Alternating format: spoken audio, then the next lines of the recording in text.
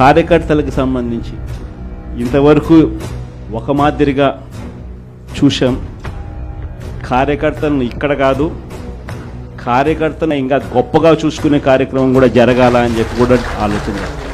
మీ అందరికీ కూడా నేను ఈ విషయం భరోసా ఇచ్చి కూడా చెప్తాను. ఈసారి మాత్రం కార్యకర్త అనేవాడు వైఎస్ఆర్సీపీ జెండా మోసిన ప్రతి ఒక్కరికి చెప్తా ఉండా, ఈసారి జగన్ మీకు ఖచ్చితంగా భరోసా ఇస్తాడని చెప్పి మాత్రం. ఎందుకనంటే ఈ మాదిరిగా ఎప్పుడు కూడా పరిస్థితి ఎప్పుడు చూడలా, మొట్టమొదటిసారి చూస్తూ ఉన్నాం ఈ మాదిరిగా పరిస్థితి.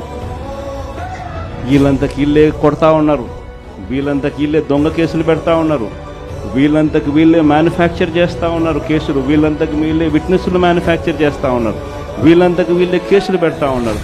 ఒక మనిషిని ఏకంగా 10 చోట్ల తిప్పుతూ ఉన్నారు. శ్రీకాకుళం నుంచి మొదలు పెడితే కర్నూలు దాకా ప్రతి జిల్లాలోనూ 4 రోజులు 3 రోజులు పెట్టుకుంటూ తిప్పుతూ పోతా ఉన్నారు. ఇది నిజంగా మారాల.